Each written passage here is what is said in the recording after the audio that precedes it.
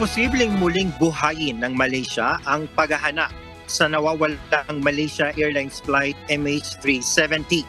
Ayon sa Transport Minister ng bansa, may kumpanyang nagpapahayag ng interes na tumulong sa nawawalang eroplano.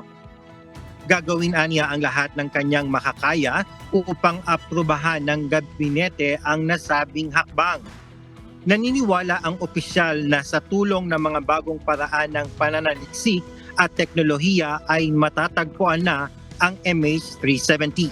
Ang naturang eroplano ay misteryosong naglaho sa radar matapos mag-take off sa Kuala Lumpur at patungo sana ng Beijing, China noong March 8, 2014.